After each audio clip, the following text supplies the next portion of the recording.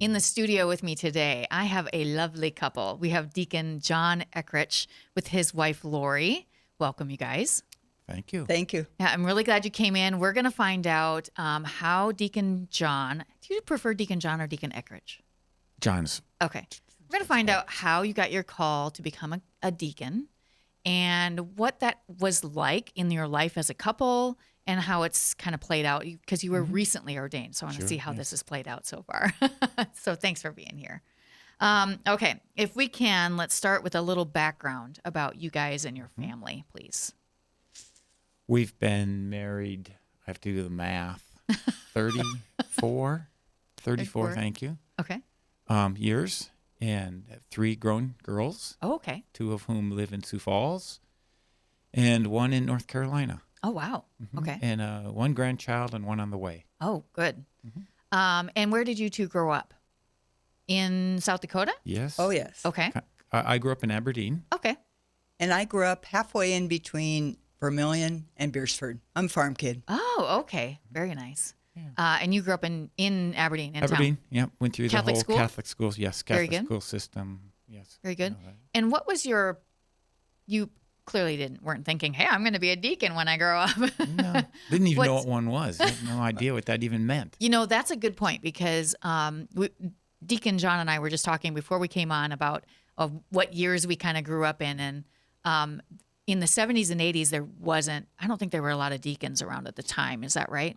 I didn't even really see someone that I knew was a deacon until I moved here to Sioux Falls in like 95. 95 was the first time I ever really had any exposure Right. to a deacon. Right. Right. And that's kind of crazy. Yeah. Yeah. Okay. So what did you go to school for? In college. What did you do? Yeah. What did you do with your regular life? Well, I have a degree in computer science Okay. from Iowa State and then a master's in computer engineering. Okay. So my husband went to Iowa State for architecture. Oh, yeah. That's a great architecture school. It is. Yes, it is. Good computer science too. Yes. So you've been working a lot of years as. I have a small company. Oh, okay. Yeah, we make a very specialized equipment, switches and digital voice output devices for people with disabilities. Oh, okay. Typically kids in a classroom. Sure. That's where you see most of it. Sure. Okay. And Lori, I know you're in engineering somehow. I am also an engineer. Yeah. We actually met when we were both working on our master's in engineering at Iowa State. Okay. That's So- very nice. My first half of my career was in environmental Okay. engineering. Second half has been all healthcare. Oh. And I love that. So, as far as like building hospitals and stuff, or is this Both like building and maintaining, and people don't think about hospitals as being a big building with lots of infrastructure that lots of lives depend on. Yep. That's what I do. Sure. Yeah. My husband, as the architect, he does a lot of work with Avera, so he does Okay. a lot of clinics and hospitals and stuff like that. So he's very involved in that kind of stuff. They're huge buildings that They have a are. lot of complications going on in them. So, Right. Okay, good. So you have 3 girls, and so Deacon Jon, if you will tell us, when did you've been married a long time, and you just were ordained a deacon last year. It only feels like a couple of years. So you set them up, I knock them down. I was going to say that was the right answer, the right response. So when were you starting to think about becoming a deacon? I've been thinking about it sort of privately for decades. Okay. But it really wasn't until the day of Carl's funeral. My twin brother, the day of his funeral. Oh. I gave the eulogy, and for some reason, Lori was compelled to ask me. She said, "Have you ever thought about being a deacon?" I thought, where'd that come from? Because I was. But I said, my answer was yes, but it's not something I want to pursue until the girls are old enough, until sure. they get out of high Sure. school. That was, so we're looking at 20-some years ago. Right. So Lori, what made you say that to him in that eulogy? Do you Yes. remember? Deacon Jon's very interested in this. Well, actually, it was John was very pastoral, even though he was, I'm quite certain, the closest person to Carl on earth. Right. Yet, with his eulogy and with the whole process, he was very caring and he was very concerned, particularly with the rest of his family and Carl's wife and kids. And Sure. he was just very suited to the whole situation, even though it was incredibly difficult. Right. So did you know what you were asking him at the time? I mean, were you familiar with what a deacon does and all of that stuff, or? A little bit, but not to the extent that I am now. Right, right. And then about 20 years after that, I went to the website and I looked at deacon. You know, there was a pull down or something, and that it listed 3 or 4 books. You bought 2 of them for me. I think I bought everything that was listed, wrapped it up, and put it under the Christmas tree. Oh, boy. That was a huge hint, huh? Yeah. Well, and you know what? Because I was thinking about it, but it was something, because she initiated, it was something that I had already received an affirmation from her. Because, the wife has to be 100%, the wife. Our wives have to be 100% on board. Yes. And so that was not some kind of a concern or an apprehension that I ever even had to worry about from day one. Right. That's huge. I have to imagine that was quite comforting for you. Well, yeah, to have, there's one thing out of the way now, one less obstacle to this whole thing. Right. Yeah. And so how long was it? You waited until the girls were out of the house? Pretty much out of high school. Well, yes, they were out of high school. So after she asked me, it was roughly 15 years ago or so. So that was about 6 years ago was where I finally, I went to her and I said, I'm thinking about doing this application. Actually, that Christmas was the Christmas before Thane started his formation. Sure. Deacon Thane Barnier. Good friend of mine. Yep. Very cool. And so then I had to wait roughly a year till they took applications. Oh, sure. And I had mine done and in about a week with all of the stuff I had to do, tons of paperwork you had to do, and I had it right on. Yep. Right on. And they don't just let you apply and then like, okay, you're a deacon. There's some work behind that, isn't there? Can you tell us about that? Thankfully, there's some work. Yeah. The whole formation process, there is work to it. It's academic, which I love. I forgot how much I like learning. And, of course, very important, the prayer life. And then in my particular case, is when probably everybody's, you go into a process like this. I don't care what age you are. I know you're taking some baggage with you. And you need to face that baggage from your life. Right. And deal with it in whatever way the Holy Spirit brings you to deal with it. And that was the case for me as well. That's a good point, because that's actually very similar to what young men do in seminary as well. They have to kind of deal with any things of the world that are still kind of holding them down. So it's good to hear that they do that with deacons as well. So as I said, you were ordained just like last year, 15 months ago. 15 months. 15 months ago yesterday. Oh, okay. Oh, that's right. Yeah. Okay. So what stands out to you the most from your ordination day? One thing, very clear. When I went to kneel in front of the bishop for him to lay hands on me, if you look at the recording, about 4 or 5 seconds, but time stopped for me. Oh, wow. Time stopped. If I didn't know any better, I would have said I was there for 15 minutes. I was completely unaware of the people in the nave. I was unaware of the presence of the deacons on either side of the bishop. There were 3 people there, as far as I could perceive: me, the bishop, and the Holy Spirit. Wow. And like I say, time stopped. The only reason I know it was 5 seconds is because my cognition, my intellect says that it was only 5 seconds. Right. It felt like 15. Right. It was timeless. Time stopped. That's it was really bizarre. incredible. It was bizarre. Yeah. It was wonderful. Yeah. That's incredible. Okay. So how has so far, I mean, this has only been 15 months. But has this changed your marriage at all yet so far? It has deepened our prayer life. Mm-hmm. And yeah, I can't think of negatives. I mean, sometimes you feel a little tired because you are busy. Sure. And there's a little bit more scheduling that sure. has to get done. Yeah. But it's good. It's very good. Good. How about for you, Deacon Jon? I second to that. The formation process itself is magnificent. Mm-hmm. Even if I would have been discerned out after only 2 years, the benefits from that, like Lori said, your deepened prayer life, even tossing that baggage aside that you didn't know you were carrying with you since you were 9 years old, say. All of those things, for whatever reason, lend themselves to being a better listener, a better, more empathetic spouse. All of those things. It was, and it's much deeper. It is significantly improved in my experience. Right. Yeah. It makes me wonder if we need some deeper formation for married couples, even after you get married, and just continue on. I guess that's called counseling, right?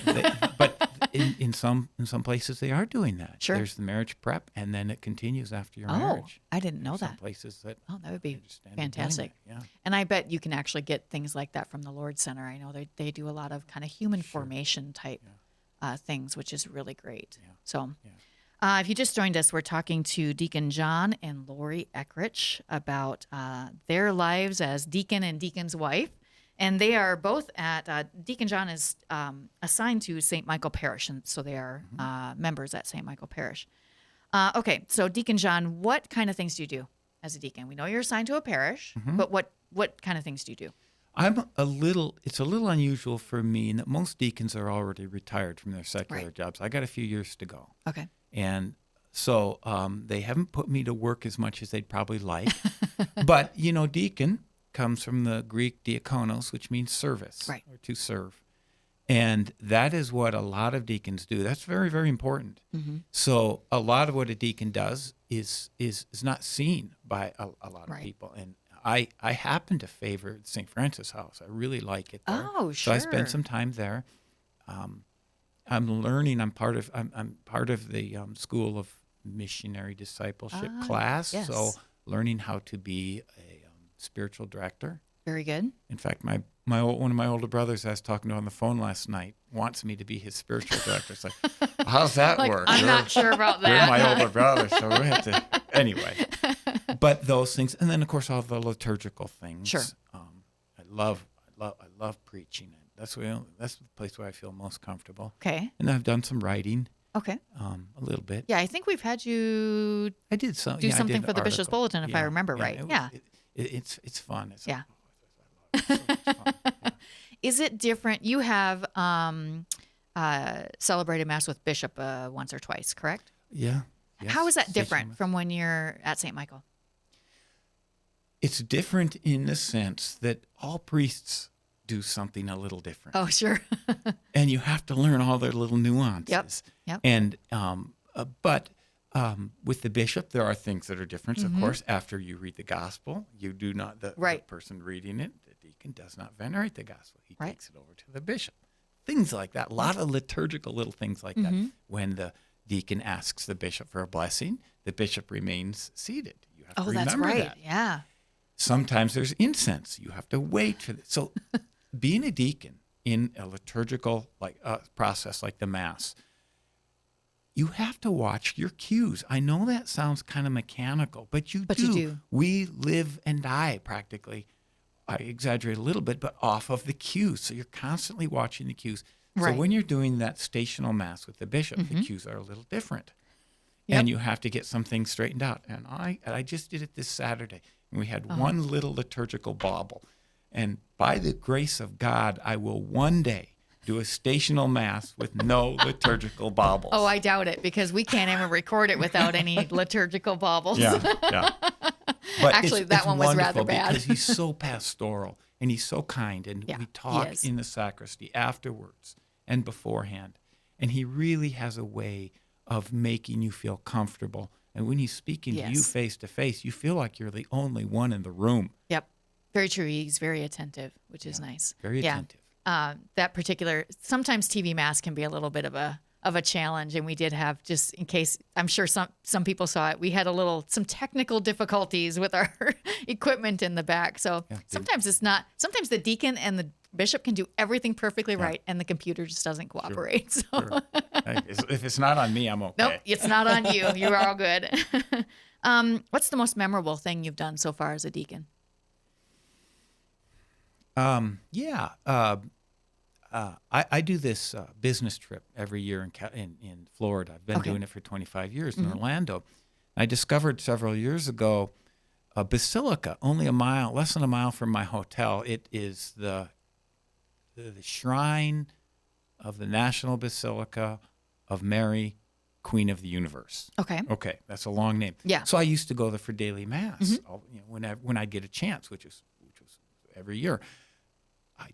So last year I was a deacon. Oh, sure. So it's like, I'm going to do all the paperwork so that I can assist at Cool. mass. Oh. And so I did, and it was my people have to get with his people, Right. their people, and You have people? yeah, my people, the bishop's The office. diocese, yeah, yep. yeah. And we do all the paperwork. So we did, and I got there, and it happened to be a weekend where the deacons for St. Michael's were preaching. So I already had, even though I was in Orlando, I still had a homily prepared Sure. because my flight got in just before the 6 p.m. Mass on Sunday, so I could get there and preach Sure. which I did make. It was awesome. So I'm there, and the priest is like a missionary priest from Poland. He's got like a Heavy accent. and I had told him this that I had already prepared a homily, but I wasn't going to preach or anything. Right. So we're up there in the sanctuary, in huge sanctuary. It's 4 times the size of our cathedral sanctuary, easily. And I go up there. I walk across the tundra all the way from my chair to the ambo, and I read the gospel, and then I'm on my way back. And he looks at me. He goes like, You're preaching, "You're gonna buddy." preach?" So I just did a beeline, turned right back, went to it, had it in my pocket, pulled it out, and said, "I'll be preaching the gospel this morning." So I preached a homily. Here, this punk deacon preaching at a national Brand basilica, and it probably held, I'm guessing, 2,000 people. Oh, wow. There were probably 500 or 600 in there. But what was neat was that it's an international audience because it's Orlando for one, and it's a basilica. Too many things happened. I was meant to say something to someone. And there was something in my homily, and I believe this. I strongly believe in the providential dance. How complex it is. Someone, somehow, some way, needed to hear something that I was just an instrument for. Right. That the Holy Spirit wanted to say to somebody, and because too many weird things like that happened. Yes. I shouldn't have been there. I shouldn't have preached, but someone somehow heard what they needed to hear, and that's a prayer that I always say before I preach, before I even write. That's a good idea. That the Holy Spirit will be with me, so that I will say only the words He wants me to hear, to say, so that they will hear only the words that He wants them to hear. Right. Right. And that came to fruition, I believe. That's a great way to just make sure you're doing God's will as much as possible. Yes. Because we try, but Yeah. Yeah. It's constantly giving it over to the Holy Spirit. yeah, good.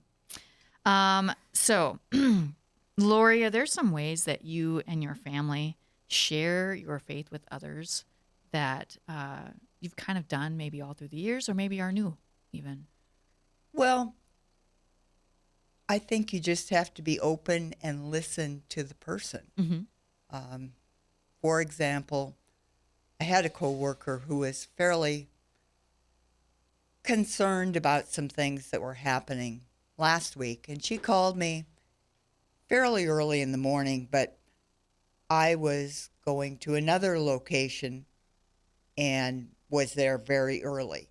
So I just pulled into a parking spot, and she called and talked and vented for a while. And I said, well, I'm not certain, but there's a really short prayer I sometimes say that I think might be useful.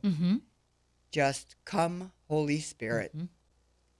And she kind of stopped, and we wrapped it up. I saw her later that day, and I think it was going well. So Good, good. That's a great way to really live your Catholic faith, to be able to share it with other people in very simple ways like that. Like, you didn't get in her business or anything like that. You just listened and then shared something very simple, which hopefully helped her. Very lovely. All right. We are out of time, which happens way too fast. No, all the time. Thank you very much for coming in and telling us your story. Glad to have gotten to met you last week and gotten to rope you into coming in here and talk to us. You didn't have to rope me. It wasn't very As you- hard. All right. Thanks, you two, for being here. Thank you. Thank you. Joy. If you haven't found us yet on the internet, you can find us at Facebook, Instagram, Twitter, and at YouTube at SF Diocese, and also now at Rumble as well. And you can also find us always at sfcatholic.org. That's it for us today. Hope you'll join us again next week for more Catholic Views.